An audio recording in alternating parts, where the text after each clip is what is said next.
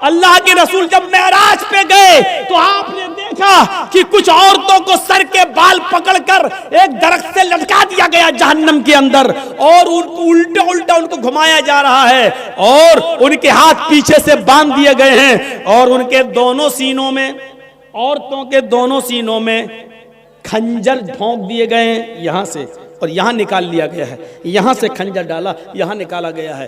पूछा अल्लाह के नबी ने, जिब्रील ये कौन औरतें हैं जिनको इतना दर्दनाक जहन्नम में अजाब दिया जा रहा है, जिनके सर के बाल पकड़कर इनको लटका दिया गया है और इनके सीनों में खंजर चुभो दिए गए हैं? जिब्रील ने फरमाया, अय अल्लाह के नबी, ये वो औरतें जो दुनिया में अपने बाल खोल कर चला करती थी, अपने बालों को दुपट्टे से नहीं ढांकती थी, अपने सर पर ओढ़नियां न डाला करती थी, अपने सरों पर ओढ़नियां नहीं ओढ़ा करती थी, ये खुले बाल लेकर चलती थी, बाजार में, स्कूलों में, कॉलेजों में इनके बाल खुले रहते थे। और ये वो औरतें जिनके सीनों में खंजर डाल दिए गए हैं, ये अपने सीनों पर ओढ़नियां, चादर नहीं डालती थी, इतना टाइट कपड़ा पहनती थी कि कपड़ा पहनने के बावजूद इनके सीने का हिस्सा उठा हुआ नजर आता था। गैर मर्द इनके सीने पे नजर डाला करते थे, आज इनके सीनों को चुभो दिया गया है, इनके सीनों में खंजर डाल दिया गया है, इनके सीनों में खंजर भोंक दिया गया है। हमारी माँ बहने ये अजाब में कहीं मुब्तला ना हो, इनके सर के बाल पकड़कर इनको लटकाया ना जाए, इनके सीनों में कहीं खंजर ना चुभ हो जाए। इनको कहो अपनी बेटियों से स्कूल में जाए तो कम से कम ओढ़नियां और ढीली चादर अपने जिस्मों पे डाल लें। फरमाया एक ऐसा जमाना आ जाएगा कि औरतों को देखोगी कि कपड़े पहनने के बावजूद नंगी होंगी, मुमीलातुन व माइलात, लोगों की तरफ माइल होंगी और उनको अपनी तरफ माइल करेंगी, इतना मेकअप करेंगी, लाल रंग का कपड़ा तो लाल रंग की लिपस्टिक, ब्लू रंग का कपड़ा तो ब्लू रंग की लिपस्टिक, हरे रंग का कपड़ा तो हरे रंग की लिपस्टिक। मैचिंग नहीं बिगड़नी चाहिए, मैचिंग नहीं बिगड़नी चाहिए। ये मेकअप इतना करेंगी कि नौजवानों को अपनी तरफ खींचेंगी और खुद नौजवानों की तरफ खिंच जाएंगी। ला यदखुलन्नल जन्नता वला यजिदन्न रिहा। ये औरतों को जब देखो तो समझ लेना ये औरतें कभी जन्नत में दाखिल नहीं होंगी और जन्नत की खुशबू भी नहीं पाएंगी। ऐसी औरतों पर अल्लाह ने जहन्नम वाजिब कर दी और जन्नत को हराम कर दिया। ये औरतें कभी जन्नत के अंदर दाखिल नहीं होंगी। जन्नत में दाखिले के लिए ढीला ढाला कपड़ा जरूरी है, पर्दा जरूरी है। हजरत फातिमा का इंतकाल का वक्त आया तो रो रही थी। कहा अली ने क्यों रो रही हो, एक दिन तो सबको इस दुनिया से जाना है। कहा अली मेरे शौहर, मेरी एक वसीयत है उसको याद रखना। बताओ तो मेरी बीवी ही नहीं मोहम्मद रसूलुल्लाह की बेटी भी हो, बताओ क्या वसीयत है। फरमाया जब मेरा इंतकाल हो जाए, मेरी रूह निकल जाए तो मुझे रात में दफनाना, दिन में नहीं। इशा की नमाज के बाद अंधेरे में मेरा जनाजा लेकर कब्रिस्तान जाना, दिन में नहीं। हजरत अली ने कहा ये तुमने एक नई मुसीबत मेरे ऊपर डाल दी। मान लो फजर के बाद अगर तुम्हारा इंतकाल हो जाता है तो जोहर के बाद दफन किया जाएगा, जोहर में इंतकाल होता है तो असर में, अब फजर के बाद अगर इंतकाल हो जाए तब भी हम इशा के बाद तुम्हें दफनाएं, ये कहाँ की अक्लमंदी है। फरमाया अय अली, अय मेरे शौहर, मेरे ऊपर ये एहसान करना जो मैं आपसे कह रही हूँ। मेरे जनाजे को रात की तारीकी में ले जाना, मेरे जनाजे को रात के अंधेरे में उठाना। पूछा ऐसा क्यों कह रही हो? कहती है कि मैं ऐसा इसलिए कह रही हूं क्योंकि मैं ये नहीं चाहती कि मेरे मुर्दा जिस्म पर पड़े हुए कफन पर भी किसी गैर मर्द की नजर पड़े। मेरे मुर्दा जिस्म पर पड़े हुए कफन पर भी किसी गैर मर्द की नजर पड़े। मैं चाहती हूं कि मेरा जनाजा जब उठे तो मेरे कफन को भी कोई ना देखे, मेरी शक्ल सूरत तो बहुत दूर की बात है। हजरत फातिमा की ये नसीहत थप्पड़ मार रही है आज हमारी बेटियों और हमारी बीवियों के मुंह पर, हमारी औरतों के मुंह पर। गौर करें, मरने के बाद कोई निकाह नहीं कर सकता है, मरने के बाद कोई किसी से दिलचस्पी नहीं रखता है। कितनी खूबसूरत लड़की क्यों ना जमीन पर पड़ी हो, अगर मर गई तो उसकी तरफ कोई इंटरेस्ट नहीं लेता है। लेकिन हजरत फातिमा क्या कह रही हैं कि मेरे इंतकाल के बाद मेरे मरे हुए जिस्म पर पड़े हुए कफन पर भी किसी गैर मर्द की नजर ना पड़े। एक तरफ इस पर्दे को देखिए और एक तरफ हमारा समाज, हमारी सोसाइटी, और इस सोसाइटी में घूमने वाली आवारा गायें, आवारा भेड़ों को देखिए, आज मुझे कहना पड़ रहा, आवारा गायें, आवारा भैंसें, आवारा बकरियां, आवारा भेड़ें, इनको कहना पड़ रहा है। आप ये मत कहिए कि मौलाना जर्जीस मिसाल गलत दे रहे हैं। जरूरत पड़ने पर कुरान ने भी चौपाइयों की मिसाल दी है। उलाइका कल अनआम बल हुम अज़ल, ये चौपाइयों की तरह हैं बल्कि उनसे भी ज्यादा गए गुजरे। जब कुरान इंसान को अल्लाह चौपाइयों की तरह कह सकता है, अगर हमने इनको बेलगाम घोड़ी और बेलगाम ऊंटनी या हमने आवारा भेड़ो बकरी कह दिया तो कोई गलत नहीं किया। अपने समाज में इन औरतों को भी देखना है, बेपर्दगी आम होती चली जा रही है। इनके पहनावे पर भी नजर डालो। अल्लाह के नबी ने फरमाया, निसाउन कासियातुन आरियातुन मुमीलातुन व माइलात। एक ऐसा जमाना आ जाएगा कि तुम औरतों को देखोगे कि बज़ाहिर तो वो कपड़े पहने हुए होंगी, लेकिन हकीकत में वो कपड़े नहीं होंगे। वो अंदर से बरहना होंगी, अंदर से नंगी होंगी। देख लीजिए आप, हाफ आस्तीन के कपड़े पहन रही हैं आप। जो गैर शादीशुदा है, जिनकी शादी नहीं हुई, वो शलवार सूट पहनती हैं, आस्तीनें खुली हुई हैं, दुपट्टा भी अब सर पे नहीं रहा।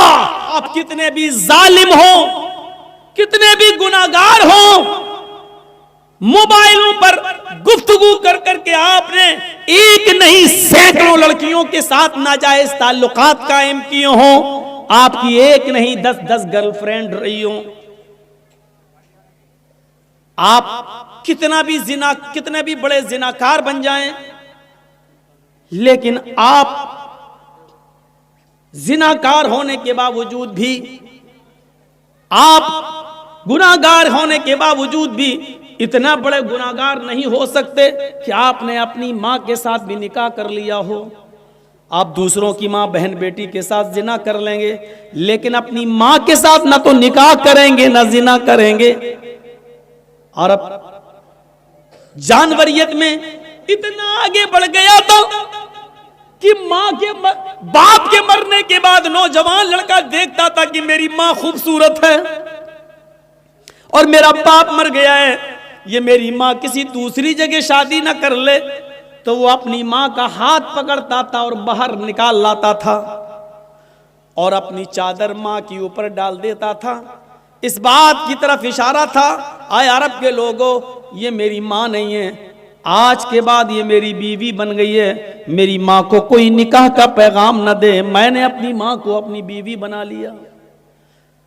हम कितने भी बड़े गुनाहगार हों, मां को बीवी नहीं बना सकते हैं। मेरे भाइयों, अरब इसमें भी आगे बढ़ गए थे और अपने बाप के मरने के बाद अपनी मां को अपनी बीवी बना लिया करते थे। हम कितने भी बड़े जालिम हों और गुनाहगार हों, लेकिन शादी के बाद अपनी बीवी को किसी पराये मर्द के साथ भेजना और पराये मर्द के बिस्तर पे सोना हम गवारा नहीं कर सकते थे। लेकिन अरब के अंदर निकाह का तरीका यह था कि एक नौजवान लड़का किसी लड़की से शादी करके लाता, उस लड़की को अपने घर में लाता, वो मेरी बीवी है लेकिन उसके साथ रात नहीं गुजार सकता था, अभी नहीं गुजारेगा। अपनी बीवी को जो निकाह करके ले तो आया है, विदा करके ले तो आया है, लेकिन अभी शुद्ध नहीं हुई है, वो लड़का जो निकाह करके लाया है अपनी बीवी को अपने दोस्त के बिस्तर पे भेज देता था, जाओ तुम उसके बिस्तर को गरबाओ, उसके बिस्तर पे सो जाओ और इतने दिन रहो जब तक कि उस आदमी की शर्मगाह से तुम्हें हमल न ठहर जाए, तुम्हें बच्चा न हो जाए। पढ़िए बुखारी शरीफ किताबुन निकाह, और जमाने जाहिलियत के निकाह में जब पढ़ते पढ़ते उस जगह पहुंचेंगे तो जमाने जाहिलियत के 3-4 निकाह आपके सामने आएंगे। उन निकाह के चैप्टर में आप देखेंगे वो लड़का बीवी मेरी, लेकिन मैं अपनी बीवी से नहीं मिल सकता, उसको भेज दिया जाता था अपने दोस्त के साथ, जाओ इसको ले जाओ। और जब पता चलता था कि वो मेरे दोस्त का बच्चा इसके पेट में ठहर गया, हमल ठहर गया, तब ये दोस्त जाता, ये पति जाता और अपनी बीवी को वहां से ले आता और अपने पास रख लेता। ये इस बात ऐसा इसलिए किया जाता कि ऐसा करने से उनकी आस्था, उनका अकीदा, उनका बिलीव ये था कि बच्चा नेक पैदा होगा। मेरे भाइयों, ये शादी का एक घिनौना तरीका था। आप अपनी बीवी को किसी दूसरे के बिस्तर पर नहीं भेज सकते हैं। अल्लाह के नबी इसी बात पर औरत को मारने की इजाजत भी देते हैं कि तुम्हारी बीवी अगर तुम्हारे बिस्तर पर किसी गैर मर्द को बुलाए फज़रिबूहुन्ना ज़रबन गैर मुबर्रिह। तो आए लोगों, इस बड़ी गलती पर तुम अपनी बीवी को मार सकते हो, अपनी बीवी को पीट सकते हो, लेकिन ऐसी मार मत मारना कि जिससे उसकी पीठ पर निशान पड़ जाएं, जिससे उसकी पीठ पर जख्म पड़ जाएं। हल्की मार मारो, सजा के तौर पे मारो, ऐसी मार ना मारो कि जिससे उसकी पीठ पे चोट के निशान दिखाई दें। लेकिन मारने की इजाजत यहां दे दी है। सिर्फ यही एक गलती ऐसी है कि जिस जुर्म पर इस्लाम, कुरान, मुहम्मदुर रसूलुल्लाह औरत को मारने की इजाजत दे रहे हैं, अगर वो तुम्हारे बिस्तर पर किसी गैर मर्द को बुलाती हैं तो तुम अपनी बीवी को ऐसी मार मार सकते हो जो चोट के निशान न बना दे, जो निशान जाहिर न करती हो। हल्की फुल्की मार मार के उसको समझाओ। अरब के अंदर निकाह का एक तरीका ये भी था। जानवरियत देखिए क्या था। एक खूबसूरत लड़की, उसके पास 3 से ज्यादा और 10 से कम लोग जाते हैं। 3 भी जा सकते हैं, 4 भी, 5 भी, 6 भी, 7 भी, 8 भी, 9 भी, 10 तक, 10 से ज्यादा नहीं। और उसके साथ जिना करते। और जब बच्चा पैदा होता तो जितने लोग उसके पास अब तक आए हैं उनको बुलाती, वो सबको, इधर आओ, सब आते। और मजाल नहीं थी कि कोई ना आए। ये समाज में उसूल था, जितने गए, औरत बुला रही तो सबको आना पड़ेगा, सब आते। 3 गए थे तो 3 आएंगे, 10 गए तो 10 आएंगे, 6 गए तो 6। जितने लोग उस औरत से मिले वो सबको बुलाती और सबको लाइन से बिठा देती, सब बैठते। वो औरत सबको खाना खिलाती और खाना खिलाने के बाद कहती, तुम लोगों को तो अपना मामला मालूम है, तुम मेरे पास आए, तुम मेरे पास आए, तुम मेरे पास आए, तुमने मेरे साथ जिना किया, मेरा जिस्म हासिल किया, अब ये बच्चा पैदा हुआ है। अब औरत उस बच्चे को उठाती। गौर करो, ये तकरीरें शायद किसी मौलाना ने तुम्हें बताई हो, मुझे नहीं मालूम, जबकि ये हदीस की किताब बुखारी में मौजूद है। कोई ऐसी वैसी हदीस भी नहीं कि मिलती ना हो। वो औरत उस बच्चे को उठाती और उन लोगों में जो 10 से कम होते हैं, 10 तक, उससे ज्यादा नहीं, वो औरत उस बच्चे को उठाती और उन 10 लोगों में से जिस की गोद में डालना चाहती उसकी गोद में डाल देती।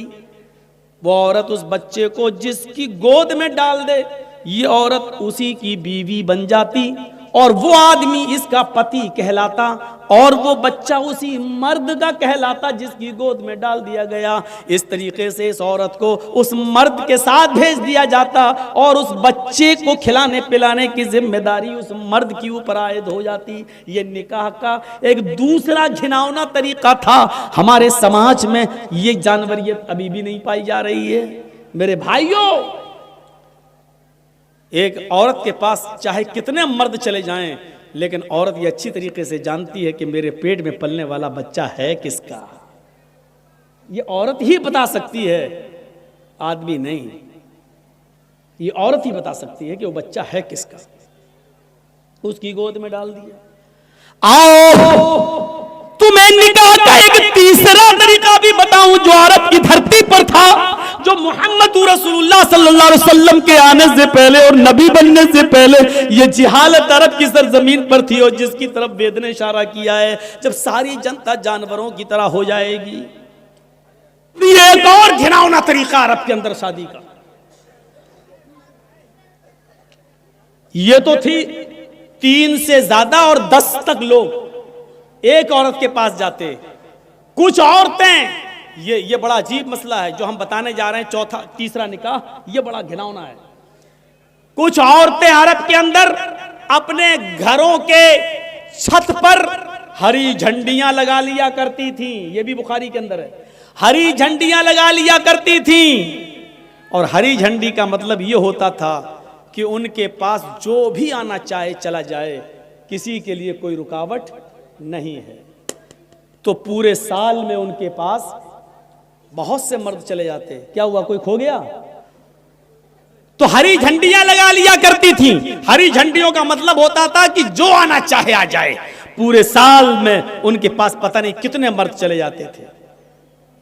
लेकिन जो भी जाता वो सबका नाम नोट करती और उसको मालूम होता कि हमारे पास इतने मर्द आ चुके हैं। जब बच्चा पैदा होता, उसके पेट से जब हमल बच्चे की शक्ल में बाहर आता, तो वो औरत सबको बुलाती, उसमें कोई गिनती नहीं होती है, 100 भी हो सकते हैं। मिल गई? सबको बुलाती, जितने भी लोग उस औरत के पास आए और जिना किया वो सबको बुलाती और सबको लाइन से बिठा देती। फिर खाने काबा से कयाफा शनास आता। कयाफा शनास नहीं समझेंगे आप, आओ मैं आपको समझाऊं। तू बहुत नौटंकी कर रहा है यार, बहुत ड्रामा कर रहा है, लगता है दुनिया में तेरा ही चैनल चल रहा है और किसी का है ही नहीं, हम लोग सब बेवकूफ बने बैठे हैं।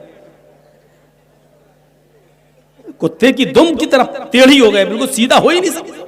कब से बोल रहा हूं मैं, खामोश हो जाओ, सामने बैठ रहे।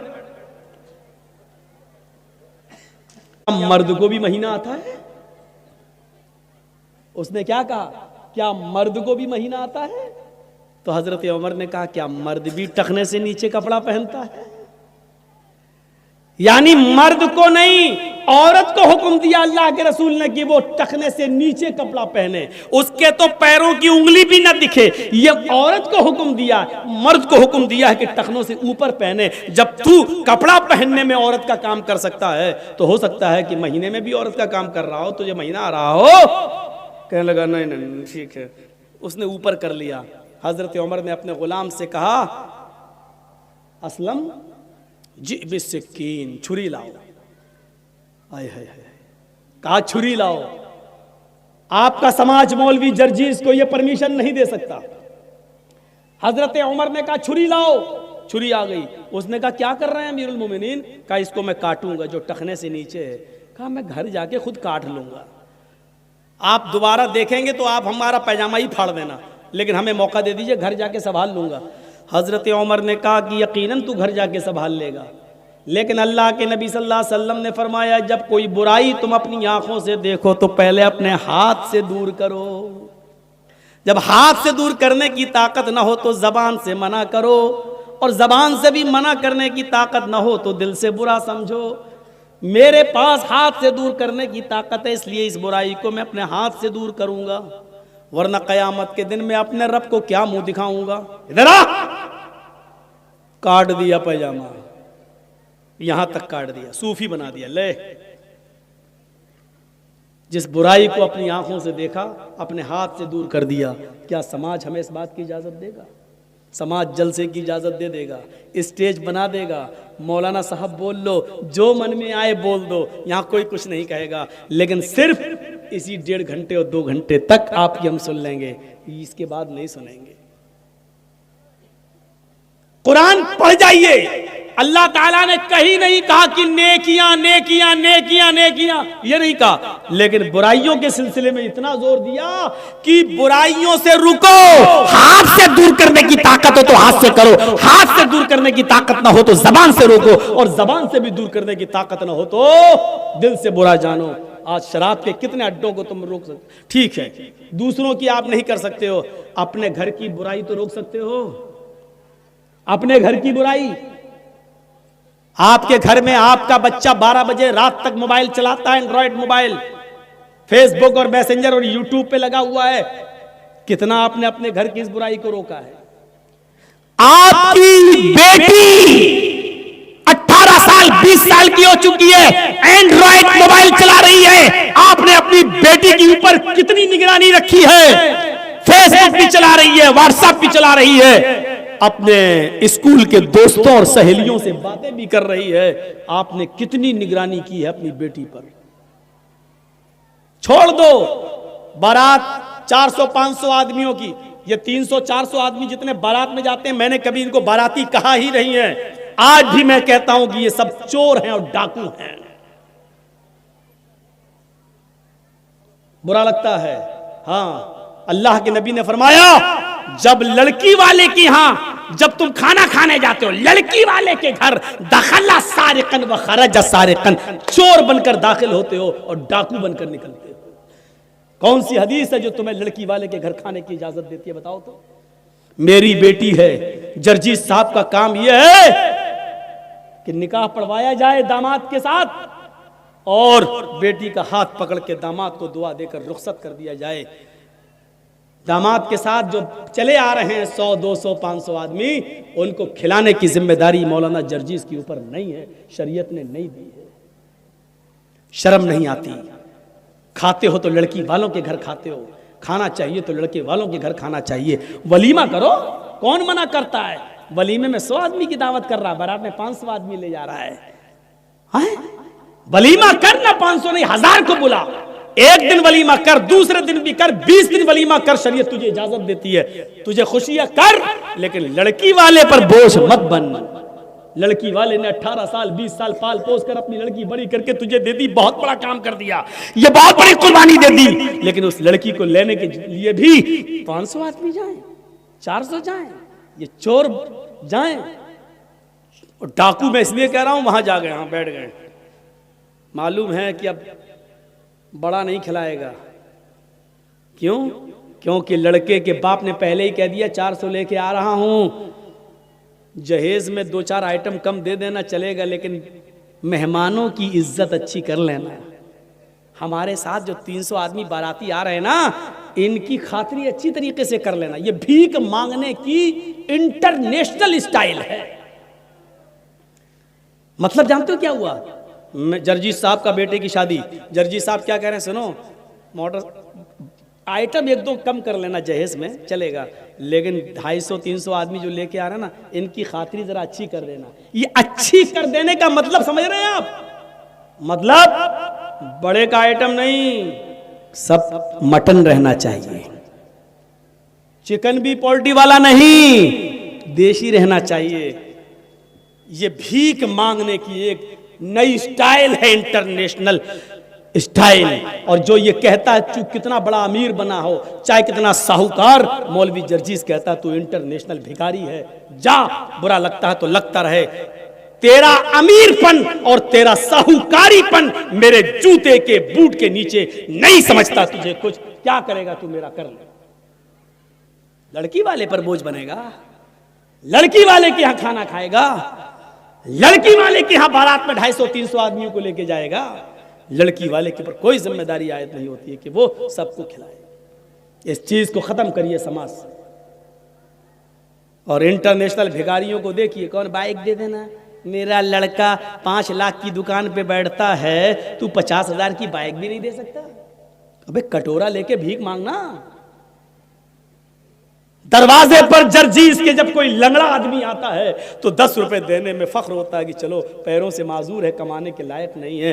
एक अंधा आता है 100 रुपए देने में अच्छा लगता है, आंखों से अंधा, कमाने के लायक नहीं है, इन बेचारों को भिखारी समझकर दे देता हूं, ये बेचारे कमाने के लायक नहीं है। दोनों हाथों से मजबूत, हट्टा खट्टा, मोटा ताजा तंदुरुस्त अमीर बाप की बिगड़ी हुई औलाद, और अपने लड़के के नाम पर मोटरसाइकिल मांग रहा है। ईमानदारी के साथ बताओ, अंधा लंगड़ा लूला जो अल्लाह के नाम पे 10-20 रुपए मांगे वो बड़ा भिखारी है, या जो अपने बेटे के नाम पे बाइक मांगे वो बड़ा भिखारी है? मौलवी जर्जीस की नजर में इंटरनेशनल भिखारी वो है जो अपने बेटे के नाम पर बाइक मांग रहा है। तू इंटरनेशनल भिखारी है बेईमान, कमीने।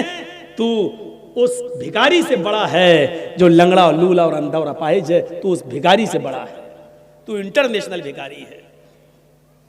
शर्म आनी चाहिए, शर्म। तो ये चीजें हमें अपने समाज से दूर करने की जरूरत है। हजरत उमर फारूक के जमाने में तो एक एक चीज पर नजर रखी जाती थी, एक एक चीज पर। हजरत उमर रात की तारीकी में गश्त कर रहे हैं। अब देखिए, अच्छा यहां देखता हूं मैं, बस मैंने देख लिया है, अब सुनिए, मेरी नजर में आ गया, मेरी आंखों ने फोटो खींच लिया उसका। हजरत उमर रात की तारीकी में गश्त कर रहे हैं, एक दरवाजे से के पास से गुजरते हैं, अंदर एक औरत के कराहने की आवाज आती है।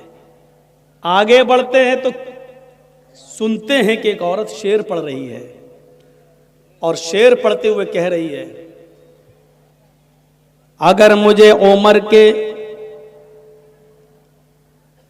सिपाहियों का डर न होता तो आज मैं नज़र इब्ने हारिस को अपने घर बुलाती और आज मेरी चारपाइयों की चोलियां बोल रही होती, मुझे उमर का डर न होता तो आज नज़र इब्ने हारिस से मैं अपने जिस्म की तस्कीन कर लेती, नज़र इब्ने हारिस को बुला लेती और मैं उसके साथ अपना मुंह काला कर लेती, अपनी चारपाई की कुचुर मुड़वा लेती, उसकी आवाजें निकल जाती।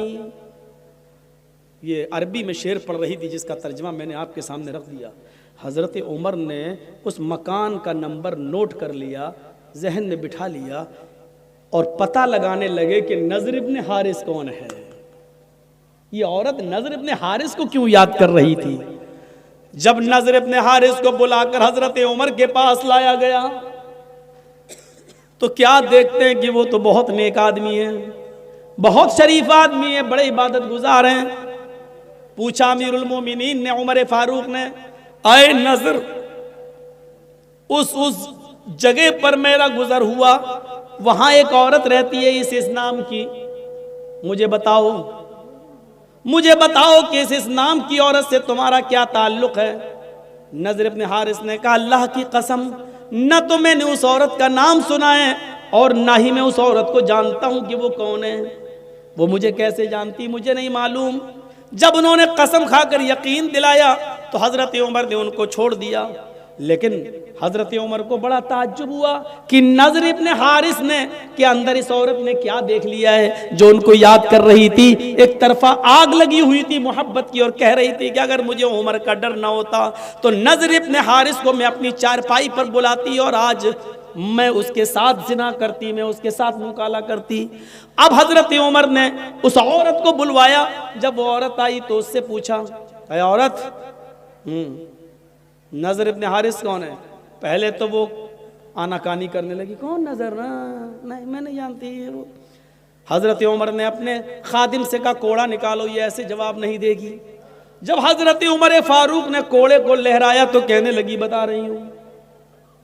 कोड़ा देखते ही कहने लगी, बता रही हूँ। फिर उसने बताया कि नज़र इब्ने हारिस मुझे नहीं जानता, लेकिन मैं नज़र इब्ने हारिस को अच्छी तरह जानती हूँ और मेरा दिल उसके ऊपर आमादा है। मेरा शौहर कई सालों से गया हुआ है, अभी तक लौट कर नहीं आया है। तो कहा, ये बताओ, नज़र इब्ने हारिस तो तुम्हें जानते ही नहीं है, फिर क्या बात है? तुम्हें नज़र के अंदर क्या चीज़ अच्छी लगी? कौन सी चीज़ है नज़र की जिसने तुम्हारे दिल में नज़र के लिए जगह बना ली? औरत कहती है, अमीरुल मोमिनीन, हमें नज़र इब्ने हारिस के आगे के बाल बहुत अच्छे लगते हैं, उनके जुल्फें बहुत अच्छी लगती हैं। जब वो अमामा या पगड़ी उतार लें तो उनके बाल आगे के बड़े खूबसूरत हैं और इन बालों की वजह से मेरा दिल नज़र इब्ने हारिस के ऊपर आ गया। आपने कहा, जाओ। अब नज़र इब्ने हारिस को दोबारा बुलाया गया। नज़र इब्ने हारिस जब दोबारा आए, अमीरुल मोमिनीन ने कहा, आए नज़र, पगड़ी उतारो। नज़र इब्ने हारिस ने जब अमामा उतारा, पगड़ी उतारी, तो क्या देखते हैं कि इधर के आगे के बाल वाकई उनके बड़े हुए हैं। यहाँ आप पीछे के बाल बढ़ा सकते हैं थोड़े बहुत, यहाँ तक, यहाँ तक, यहाँ तक, लेकिन आगे के बाल आप, ये जुल्फें जो होती ना, कभी देखा? कभी कभी कुछ लोग तेरे नाम, सलमान खान हिजड़े जैसी वो एक्टिंग ऐसे, ये आगे के बाल सही नहीं है। कुरान ने आगे के बालों के बारे में क्या कहा? लनस्फ़अन बिन्नासिया, क़यामत के दिन हम अबू जहल को पेशानी पकड़कर घसीटेंगे और घसीट कर जहन्नम में डाल देंगे। पेशानी, माथा थोड़ी पकड़ा जाता है, कोई पकड़ के दिखाए, पकड़ जाएगा? नहीं। तो पेशानी पकड़ने का मतलब ये आगे के बाल, ये बाल पकड़कर अबू जहल को घसीट कर उसको जहन्नम में डाला जाएगा क़यामत के दिन। तो मेरे भाइयों, आगे के बाल, पेशानी के बाल रखना ये अबू जहल की निशानी है, अबू जहल की आदत है। अबू जहल ने आगे के बाल रखे थे, इसलिए अल्लाह ने अबू जहल के बालों का जिक्र कर दिया। हम उसको आगे के बाल पकड़कर, पेशानी के बाल पकड़कर उसको घसीटते हुए जहन्नम में डाल देंगे। यहाँ मेरी आंखें फोटो खींच चुकी हैं। अब सोच लो किसके बाल मोहम्मद रसूलुल्लाह की तरह हो, किसके बाल अबू जहल की तरह, सोच लो। तो नज़र इब्न हारिस के जब बाल देखे तो कहा अमीरुल मोमिनीन ने, आए नज़र इब्न हारिस, तुम्हारे आगे के और सामने के बालों ने मदीने की औरतों को फितने में डाल दिया, मदीने की औरतों को खतरे में डाल दिया है। तुम्हारे आगे के ये हिप्पी कट बाल देखकर मदीने की औरतें अपने आउट ऑफ कंट्रोल होने लगी हैं, अपने काबू खोने लगी हैं। इधर आओ। नज़र इब्न हारिस को बिठाया, फिर एक बार्बर को, एक नाई को बुलाया, हज्जाम को बुलाया और पूरा उस तरह लेकर उनके सर के सारे बाल घोंट डाले, गंजा कर दिया, टकला। कुछ टकले हमारे देश को भी चला रहे हैं, बिल्कुल बाल उसके अलग कर दिए एकदम। नज़र इब्न हारिस ने कहा अगर मेरे बाल देखकर दूसरा फिदा हो रहा है तो इसमें मेरी क्या गलती है, मैंने थोड़ी कहा था। अमीरुल मोमिनीन कहते हैं गलती तुम्हारी है, तुमने आगे के इतने अच्छे बाल रखे ही क्यों हैं? न ये बाल रहेंगे और न तुम से लड़कियां फितने में पड़ेंगी। बाल ही काट दिए और उनके सर पे अब अमामा बांध दिया। खुदा की कुदरत देखो, पहले वो कम खूबसूरत लग रहे थे, बाल काटने के बाद, टकला करने के बाद जब अमामा बांधा तो और खूबसूरत लगने लगे। अब मदीने की एक लड़की उन पर फिदा होती थी, बाल कटने के बाद, अमामा बांधने के बाद 10-10 लड़कियां उनके ऊपर फिदा होने लगी। हजरत उमर ने कहा यार ये तो मामला ही अजीब हो गया, उल्टा हो गया। मैं तो बाल काट के भी सही नहीं कर पाया, पहले तो एक लड़की मर रही थी, अब तो 10-10 मरने लगी। तो कहा मेरा क्या कसूर है? कहा तुम्हारा कसूर नहीं है, लेकिन तुम्हें अब मदीने में रहने की इजाजत नहीं मिलेगी। तुम जब तक मदीने में रहोगे तो मदीने की लड़कियां फितने में मुब्तला हो जाएंगी, इसलिए सारी लड़कियों को तो मदीने से निकाला नहीं जा सकता, तुम्हें हम मदीने से निकाल रहे हैं। कहा अमीरुल मोमिनीन मदीने से निकाल के आप जहां भेजेंगे वहां की लड़कियां फितने में पड़ेंगी। कहा कि मैं ऐसी जगह तुम्हें भेज रहा हूं जहां मुसलमान नहीं होंगे, हम तुम्हें ईसाइयों की बस्ती में भेज रहे हैं और तुम्हारे ऊपर ये जिम्मेदारी डाल रहे हैं कि तुम वहां जाकर दीन की तबलीग करोगे, दीन की दावत दोगे, दीन का पैगाम पहुंचाओगे। वहां रहने के बाद अगर कोई इस्लाम ले आती है और उसके बाद तुमसे शादी करना चाहती है तो शादी करने में कोई हर्ज की बात नहीं है, कम से कम मदीने की लड़कियां तो फितने में महफूज रहेंगी फितने से। नज़र हारिस को दूसरी कंट्री में भेज दिया, दूसरे शहर में भेज दिया और जिम्मेदारी दे दी कि इतने महीने में, इतने दिन में इतना इतना काम, इतना दावत, इतनी तबलीग करके और पूरी एक लिस्ट बनाकर हमें भेजो। जब दिन भर काम ही में रहोगे और फिर ये ईसाई होने की वजह से शायद मुसलमान समझकर तुमसे प्यार ही ना करें, इसलिए तुम इनसे दूर रहना और तुम भी और इनके फितने में मत आना। तो मेरे प्यारे साथियों, हजरत उमर ये करते थे, एक के बड़े बाल देखे तो उसको भी काट डाले।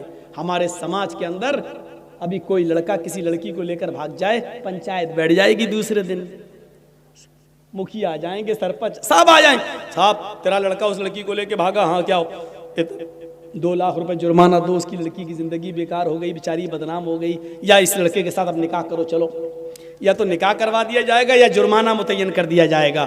जिस तरह लड़का लड़की को लेके भाग रहा है उसकी पंचायत तुम बिठा देते हो। समाज के अंदर किसी के आगे के बड़े बाल हैं, कितनी पंचायतें बिठाई हैं। शराब कोई पीता है समाज के अंदर, कभी पंचायत बिठाई है? नमाज नहीं पढ़ते हैं लोग, मस्जिदों के सामने चाय की होटलों पे बैठे रहते हैं, इन पंचों ने कभी बैठकर उन बेनमाजियों के लिए कोई मीटिंग की है? नहीं मेरे भाइयों, समाज का एक बड़ा हिस्सा है, आपको ये करना पड़ेगा, आपको ये करना पड़ेगा। हजरत उमर फारूक रज़ी अल्लाह ताला अन्हु ने एक बार फजर की नमाज पढ़ाई और फजर की नमाज पढ़ाने के बाद जब सलाम फेरा तो क्या देखा कि एक आदमी की फजर की नमाज में 1 रकात छूट गई, यानी वो बाद में आया था। हजरत उमर 1 रकात पढ़ा चुके थे, वो बाद में आया तो 1 रकात में शामिल हो गया। तो अब जब सलाम फेरा जाएगा तो 1 रकात बाद में पढ़ेगा ना, वो पूरी करेगा। तो हजरत उमर ने उसको देखा, है ये बाद में आया, फिर देखते रहे, पता चला 1 ही रकात उसने पढ़ी, यानी 1 मिल गई थी, 1 पढ़ ली और 1 बाद में पूरी कर ली। हजरत उमर ने उसको कुछ नहीं कहा। जब बाहर निकले तो खुफिया जो CID होती है, खुफिया CID जो गुप्त तरीके से पता लगा के खबर देती है कि यहाँ इस्लाम के ख़िलाफ़ ये लोग हैं, ये षड्यंत्र रच रहे हैं। तो खुफिया CID को बुलाया और कहा कि देखो वो आदमी जो वो देखो वो कहा, हाँ देखा, उसका नाम डायरी पे नोट करो। CID ने नोट कर लिया। कहा कि इसके बारे में पता लगाना, ये रोज़ देर से आता है या आज ही देर से आया है, नजर रखना। मैं तो दूसरी बस्ती में दूसरे इलाके में जा रहा हूं, कल भी देखना और परसों भी देखना। अगर कल भी देर से आया और परसों भी देर से आया, अगर ये 3 दिन देर से आया तो मैं इसको सजा दूंगा। CID ने कहा क्या सजा देंगे? कहा मैं इसका दाहिना हाथ काट दूंगा और बायां पैर, या दायां पैर काट दूंगा और बायां हाथ। हम इसका एक हाथ काटेंगे और इसका एक पैर काट देंगे। अगर दायां हाथ काटेंगे तो बायां पैर, और बायां हाथ काटेंगे तो दायां पैर, इसको खिलाफ से हम काट देंगे, हम इसको ये सजा देंगे। कहा अमीरुल मोमिनीन क्यों? कहा मैंने जनाब मुहम्मदुर रसूलुल्लाह को ये फरमाते हुए सुना है कि मुनाफिकों के ऊपर 2 नमाजें बड़ी भारी होती हैं, एक इशा की और एक फजर की। वो इशा की नमाज में सुस्ती करते हैं और फजर की नमाज में ताखीर से आते हैं। अगर ये 2 दिन और देर से आया तो मैं समझूंगा कि ये मुनाफिक है। 3 दिन अगर मस्जिद में देर से आया तो मैं समझूंगा कि मुनाफिक है। एक वक्त की नमाज छूटी थी, वो भी 1 रकात। सिर्फ जुमे ही के दिन नमाज पढ़ने वालों, जरा अपने गरीबानों में झांक कर देखो कि हम मुसलमान हैं कि नहीं हैं। उसकी फजर की नमाज नहीं छूटी थी, 1 रकात छूटी थी। नमाज तो मिल गई थी, 1 रकात तो मिली थी, 1 रकात बाद में पूरी कर ली। पेशाब पायखाने में भी देर हो सकती है, सोकर उठने में भी देर हो सकती है। मोबाइल का जमाना नहीं था, अलार्म का जमाना नहीं था, आंख देर से भी खुल सकती है। बेचारा सो गया होगा या जंगल में खेत में लैट्रीन और पेशाब करने जाना पड़ता, हो सकता है कि लैट्रीन में देर हो गई हो, बेचारे को आने में कोई भी वजह हो सकती है। लेकिन हजरत उमर ने फौरन सजा नहीं दी, कहा हो सकता है ऐसा, इसलिए आज देर हो गई हो, लेकिन कल भी देखना और परसों भी देखना, रोज देर थोड़ी होगी। अगर मुनाफिकत इसके अंदर आ गई होगी तो ये कल भी देर से आएगा और परसों भी देर से आएगा, और 3 दिन देर से आया तो मैं इसका एक हाथ काट दूंगा और एक पैर काट दूंगा। जरा इस वाक़े की रोशनी में हम अपने गरीबानों में झांकें और देखें, सोचें और देखें कि हम कितने पक्के मुसलमान हैं। सिर्फ जुमे के दिन मस्जिद में आ रहे हैं, जुमे के दिन की भी फजर की नमाज हम नहीं पढ़े होते हैं, और जुमे के दिन हम पहली सफ में आके बैठे 11 बजे से। मौलाना जर्जी साहब खुतबा देंगे, 11 बजे से मस्जिद भर गई। जो पूरे हफ्ते मस्जिद में नहीं आया, मौलाना जर्जी का खुतबा सुनने के लिए आज पहली सफ में बैठा, सऊदी अरब का रुमाल डाल के, जन्नतुल फिरदौस भी लगाया, खुशबू आ रही है, पहली सफ में बैठा हुआ है बेचारा, सऊदी अरब का रुमाल भी डाला हुआ है, और जुमे के दिन नमाज पढ़ के निकला, दाढ़ी पे हाथ फेरते रहते, ऐसा लग रहा है जैसे अल्लाह ताला पे बहुत बड़ा एहसान करके आया है। समाज के लोग मीटिंग करें, बताएं इन बेनमाजियों के लिए आपके यहां कितने एक्शन लिए गए, कितने एक्शन। आप जवाब नहीं दे पाएंगे इस बात का, आप जवाब नहीं दे सकते इस बात का। कितने एक्शन लेते हैं आप? शराबियों पर एक्शन नहीं, जुआरियों पर एक्शन नहीं, सिर्फ लड़का लड़की लेके भाग जाए तो एक्शन ले लेते हैं आप। आपकी जिम्मेदारी बनती है, आपकी जिम्मेदारी बनती है मेरे भाइयों, हमें इन चीजों को देखना है, हमें इन चीजों पर नजरें डालना है। वेद हैं और वेद के जो व्याख्याएं कहलाती हैं, जिसको हम पुराण कहते हैं, 18 पुराण हैं, 18 पुराण। उनमें ये भागवत पुराण, कल्की पुराण, भविष्य पुराण, शिव पुराण, मत्स्य पुराण, ये मशहूर पुराण हैं, ये मशहूर हैं। वेदों और पुराणों की स्टडी करने के बाद हमें यह लगता है कि इस धरती पर 64,000 ऋषि, 64,000 पैगंबर, 64,000 मैसेंजर इस धरती पर आए हैं, 64,000, और उनमें 24 ऋषि महान कहलाए हैं। ये भागवत पुराण, कल्की पुराण, भविष्य पुराण, शिव पुराण कहता है कि 64,000 तो आए हैं टोटल, उनमें 24 महान हैं।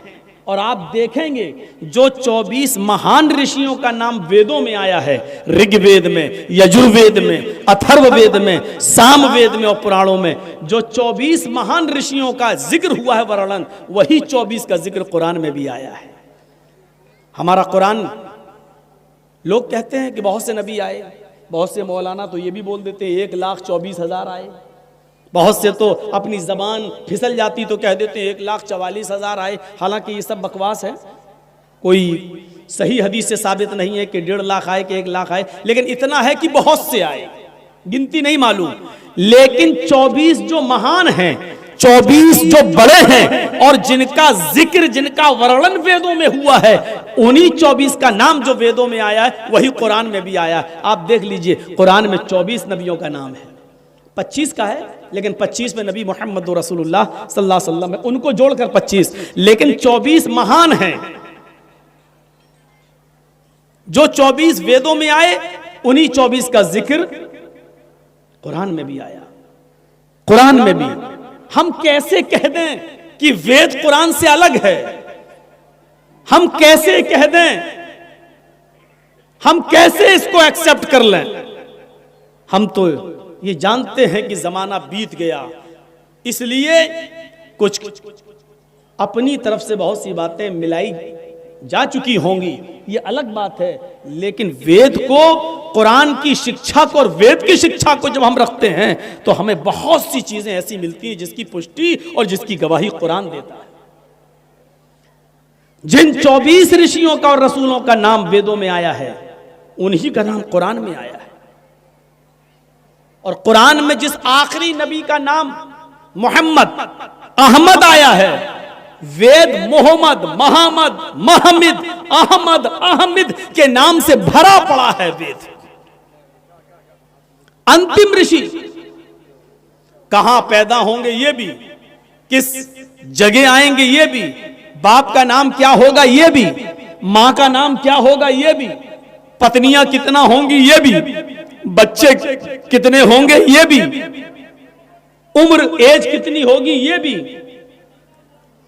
अपना वतन, अपना शहर कब छोड़ेंगे ये भी, कितने दिन तक जीवित रहेंगे ये भी। एक एक चीज का जिक्र और एक एक चीज का वर्णन वेदों में हुआ है। हम कैसे कह दें कि वेद कुरान से अलग है? आप कुरान पढ़ेंगे, आपको क्या मिलेगा? सबसे पहले कुरान पढ़िए, खोलिए, क्या मिलेगा? बिस्मिल्लाहिर्रहमानिर्रहीम। इसके बाद क्या मिलेगा? अल्हम्दुलिल्लाहि रब्बिल आलमीन। इसके बाद क्या मिलेगा? अर्रहमानिर रहीम। जब आप अथर्व वेद खोलेंगे और उसका 20वां कांड खोलेंगे, उसका सूक्त खोलेंगे और उसके मंत्र पढ़ेंगे, तो आप देखेंगे कि वेद को खोलते ही यही आयतें वेद में भी मिलेंगी। यहां बिस्मिल्लाहिर्रहमानिर्रहीम शुरू करता हूं अल्लाह के नाम से, और वहां जब वेद खोलेंगे तो क्या मिलेगा? अग्नि मीले। अग्रणी, अग्नि असल में क्या था? अग्रणी। मीले, प्रारंभ करता हूं उसके नाम से जो सबसे पहले था, जो सबसे पहले है। अग्नि मीले, ये काम मैं शुरू करता हूं, ये प्रारंभ करता हूं उसके नाम से जो सबसे पहले। तो सबसे पहले कौन है? इस कायनात के अंदर ही नहीं, पूरे विश्व में, पूरी दुनिया में सबसे पहले वजूद किसका? अल्लाह। और ये कहा ही नहीं जा सकता कि पहले नहीं था बाद में था, नहीं। ये नहीं कहा जा सकता जब से दुनिया बनी तब से वो, नहीं। ये कहा जाएगा कि उसके ऊपर कोई जमाना ऐसा गुजरा ही नहीं कि जिसमें वो नहीं था। हमेशा से था और हमेशा रहेगा। लिमिट और सीमा नहीं बांधी जा सकती है वो कब से था, नहीं। ये दुनिया नहीं थी तब भी वो था। अग्नि मीले, सबसे पहले कौन? अल्लाह। प्रारंभ करता हूं, आरंभ करता हूं उसके नाम से जो सबसे पहले। कुरान पढ़ेंगे, दूसरा मंत्र क्या पढ़ेंगे? महीदे। कुरान पढ़ेंगे, दूसरा मंत्र क्या पढ़ेंगे? दूसरी आयत, अल्हम्दुलिल्लाहि रब्बिल आलमीन। तमाम तारीफें उस अल्लाह के लिए जो दोनों जहान का पालन पोषण करने वाला है, जो दोनों जहान का रब्बुल आलमीन है। वेद आप पढ़ेंगे अथर्ववेद, तो उसका दूसरा मंत्र आपको मिलेगा, महिदेवस्य सवितु परिष्टुति। महान है हमारा वो देवता जिसके लिए सारी की सारी परिष्टुति, सारी की सारी प्रशंसा है। हम अलग कर ही नहीं सकते हैं। कुरान पढ़िए, तीसरा मंत्र क्या पढ़ेंगे? अर्रहमान रहीम, वो बड़ा मेहरबान इंतहाई रहम करने वाला है। अथर्ववेद पढ़िए, तीसरा मंत्र आप क्या पढ़ेंगे? बसुरुदयमाना, वो बड़ा दयालु है, बड़ा कृपालु है, उससे बड़ा कृपालु और उससे बड़ा दयावान कोई नहीं है। कुरान पढ़िए, आगे पढ़ेंगे मालिकी यौमिद्दीन, इय्याका नअबुदु व इय्याका नस्तईन। इसके बाद पढ़िए इहदीना सिरातल मुस्तकीम, अय अल्लाह हमको सीधे रास्ते पर चला। वेद पढ़ेंगे तो आपको वेद में, अथर्ववेद में मिलेगा नए सुपथराय आसमान, सुंदर पथ रास्ता, राय चला आसमान जिससे हमारा लाभ हो। नए सुपथराय आसमान, हाय प्रभु हाय ईश्वर, हमको सुंदर रास्ते पर, सुंदर पथ रास्ता, हमको सुंदर पथ पर, हमको अच्छे रास्ते पर चला जिससे हमको फायदा हो। इहदिना सिरातल मुस्तकीम, अय अल्लाह हमको सिराते मुस्तकीम पर, सीधे रास्ते पर चला। ये दोनों चीजें अगर पढ़ लें, कुरान को भी एक तरफ रख लिया जाए और वेद को भी एक तरफ रख लिया जाए, और ये दोनों चीजें योगी और मोदी दोनों को बिठा के पढ़वाई जाए, पढ़ो। अब बताओ तुम्हें कुरान कैसा लग रहा है? तो यकीन मानिए पूरे भारत में एक आदमी इनको एक वोट नहीं देगा, क्योंकि समझ जाएगा कि इनकी चाल क्या है। वेद हमें कुरान से जोड़ रहा है, कुरान हमें वेद से जोड़ रहा है कि देखो किसी भी धर्म को बुरा मत कहो, और जो धर्म एक दूसरे से जोड़े वो कभी नफरत और कभी घृणा नहीं फैला सकता है। घृणा और नफरत तो ये फैला रहे हैं जो राम का नाम लेकर, अफसोस इस बात का होता है, दुख इस बात का होता है कि ये राम का नाम लेकर हमें एक दूसरे से लड़ाते हैं। तकलीफ की बात ये। तो 64,000 ऋषि और मुनि, 24 महान, कुरान में भी 25 नबियों का जिक्र, जिसमें 24 रसूल दूसरे और एक मोहम्मद रसूलुल्लाह। ये चीज हमें क्या बताती है? ये चीज हमसे कहती है, कौन कहता है हम तुम में जुदाई होगी, कौन कहता है हम तुम में जुदाई होगी, ये हवा तो किसी दुश्मन ने उड़ाई होगी। आइए और पढ़िए और देखिए। दिल चाहता है कि आज हम सिर्फ मंत्र ही मंत्र पढ़ें आज पूरी तकरीर में, जब तक बैठता हूं, और उन मंत्रों से आपको बताएं कि इस्लाम क्या है। एक चीज का थोड़ा सा अंतर है, अंत में जो ऋषि आएगा वेदों के आधार पर, उसको वेदों ने जो बताया है वो ये बताया है, यदा यदा ही धर्मस्य ग्लानिर्भवति भारत, जब जब धर्म की ग्लानि होती है और अधर्म की वृद्धि होती है। कृष्ण जी कह रहे हैं, अर्जुन, जब जब धर्म की ग्लानि होती है और अधर्म की वृद्धि होती है, उस जमाने में, उस युग में मैं अवतार ग्रहण करता हूं। हिंदू समुदायों में अवतार किसको कहते हैं, बस इसको समझ लीजिए, बहुत कुछ समझ जाएंगे। हिंदू धर्म के अंदर अवतार कहा जाता है, अवतार की मीनिंग ये है, ईश्वरत्व का मनुष्यत्व में परिणत होना। समझ गए? नहीं समझे? अवतार का माना ये लिखा है, ईश्वरत्व का मनुष्यत्व में परिणत होना। मतलब अल्लाह ही आकाश से, आसमान से, ऊपर से इस धरती पर किसी मां के पेट से मनुष्य की रूप में जन्म लेकर अवतार ग्रहण करता है। यानी जो धरती पर अवतार आता है वो ईश्वर ही होता है, वो अल्लाह ही होता है। वो मनुष्य का रूप धारण करके पृथ्वी पर अवतार ग्रहण करता है। यही चीज गलत है। बस हम इस चीज को नहीं मानते। अल्लाह को मानव जाति को संभालने के लिए, दुनिया को सुधारने के लिए, बिगड़े हुए इंसानियत को रास्ते पे लाने के लिए अल्लाह को इंसान की शक्ल में आने की जरूरत नहीं है, बल्कि वो इंसानों में से किसी मनुष्य को ऋषि बना देता है और परशुराम को उसके पास भेजता है, जिब्राइल को उसके पास भेजता है कि जाओ, मेरा आदेश, मेरा पैगाम लेकर इनके पास जाओ। इसलिए हिंदू भाई कृष्ण जी को और रामचंद्र जी को भगवान का दर्जा दे देते हैं और ये कहते हैं कि पहले ईश्वरी थे, इन्होंने मनुष्य का रूप धारण करके पृथ्वी पर अवतार ग्रहण किया है।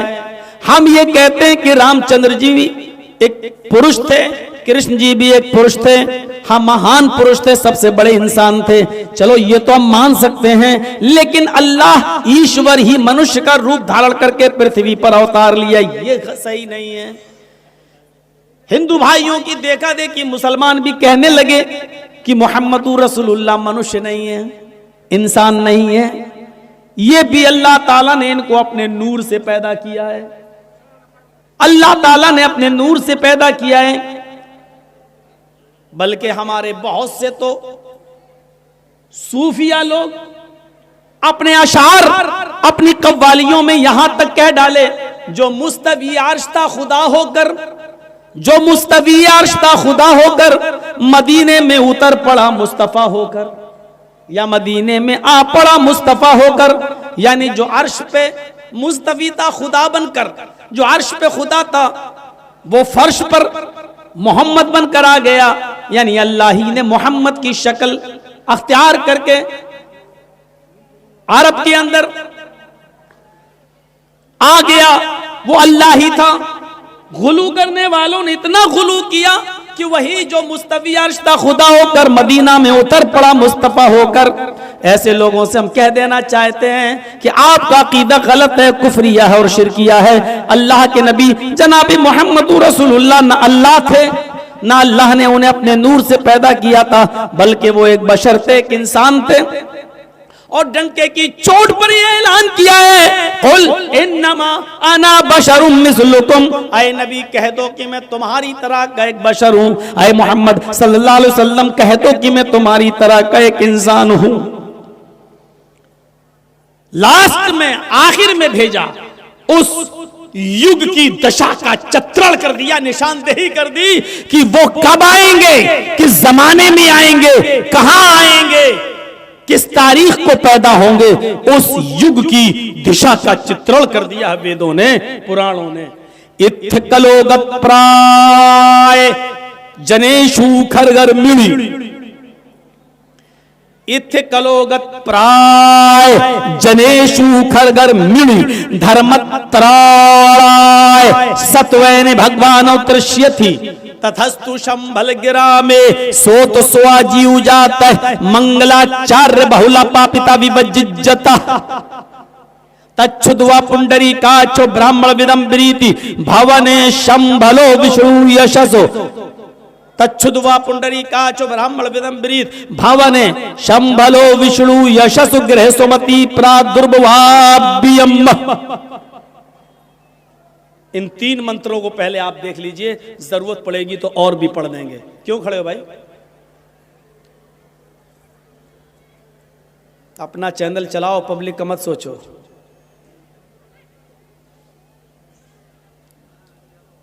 इथ कलोगत पराये जनेशु खरगर मिली, ये भागवत पुराण कह रहा है। कलयुग के अंदर जब घोर अंधेरा होगा और सारी जनता जब गधों और जानवरों की तरह हो जाएगी, कलयुग। हिंदू धर्म में कितने युग हैं मालूम है आपको? 4। पहला युग सतयुग, दूसरा युग त्रेता युग, तीसरा युग द्वापर युग और चौथा युग कलयुग। सतयुग, त्रेता युग, द्वापर युग, कलयुग, ये कलयुग चल रहा है। सतयुग में एक भी गुनाहगार आदमी नहीं था, सब नेक इंसान थे, ये है सतयुग। त्रेता युग में अच्छे ज्यादा थे, बुरे कम। याद रखना, मैं ये चारों पूछूंगा भी किसी को खड़ा करके, और जो नहीं बता पाएगा भगा दूंगा, क्योंकि सुनने आया है कि नौटंकी करने आया है। आज इम्तहान लूंगा मैं। पहले बता देता हूं, 4 युग, सतयुग, त्रेता युग, द्वापर युग, कलयुग, 4 युग। सतयुग में सब सच्चे, कोई बुरा नहीं था, एक भी बुरा नहीं था, यह है सतयुग। त्रेता युग में अच्छे ज्यादा बुरे कम, यानी थोड़ी सी बुराइयां होने लगी थी, लेकिन अच्छे ज्यादा थे, बुरे कम, त्रेता युग। द्वापर युग बुरे ज्यादा अच्छे कम, बिल्कुल उसके उल्टा। समझ रहे हैं कि नहीं? नहीं समझो तो फिर समझाऊंगा, लेकिन पूछूंगा। सतयुग में सब अच्छे, एक भी बुरा नहीं। त्रेता युग में अच्छे ज्यादा, टूटा कि नहीं टूटा? टूट जाता तो कसम से हम 2 किलो लड्डू बांटते आज, मिठाई। यही नौटंकी लोग, अब तो हम ही भूल गए, दूसरों से क्या पूछेंगे हम। सतयुग सब अच्छे, एक भी बुरा नहीं। त्रेता युग अच्छे ज्यादा बुरे कम। द्वापर बुरे ज्यादा अच्छे कम। कलयुग एक भी अच्छा नहीं, सब बुरे। सतयुग में सब सच्चे, कलयुग में सब बुरे। हिंदू धर्म के मुताबिक ये कलयुग चल रहा है, इसमें अच्छाइयां ढूंढने से नहीं मिलेंगी। और इस कलयुग में जब अच्छाइयां ढूंढने से भी नहीं मिलेंगी, तो योगी और मोदी के अंदर भी कोई अच्छाई ढूंढने से मिलेगी? कैसे मिल सकती है?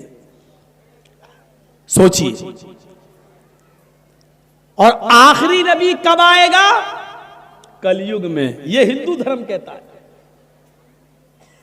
कब आएगा?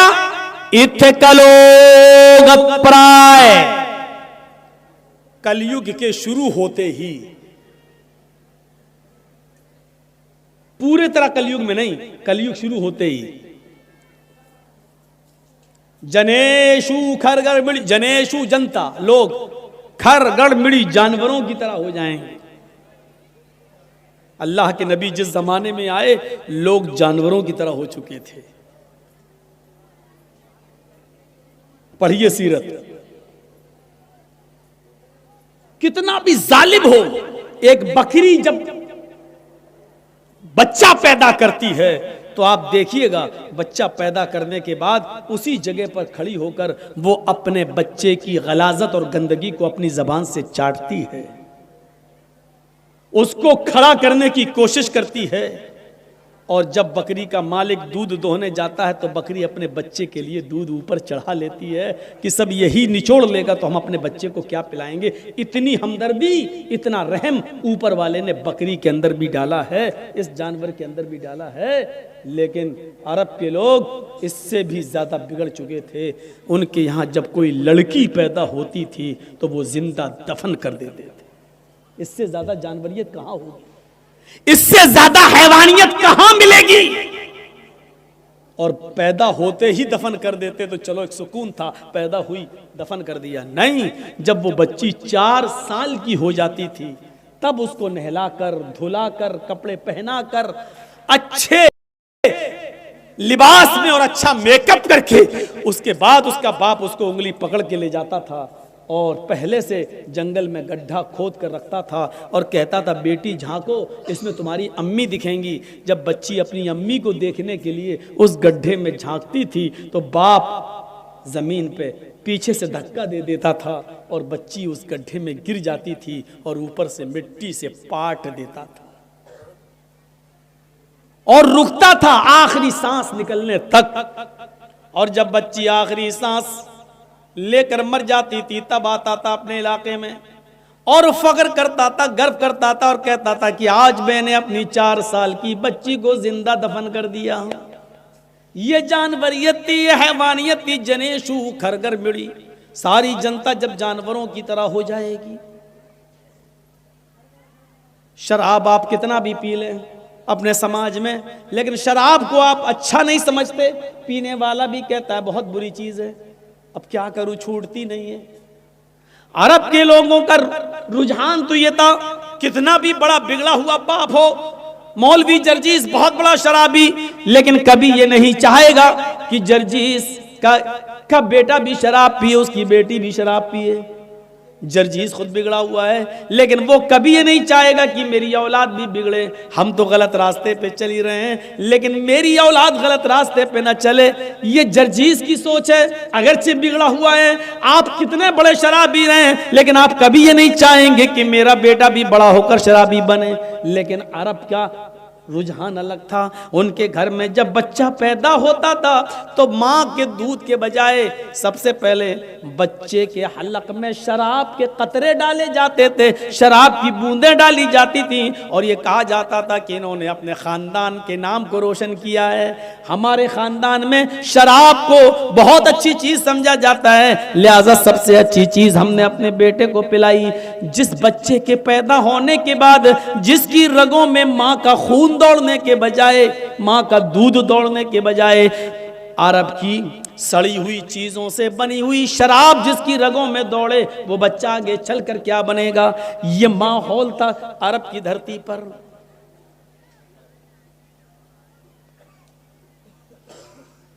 आप हमें छोटा और बड़ा ये देखना है, दो नुकसान है।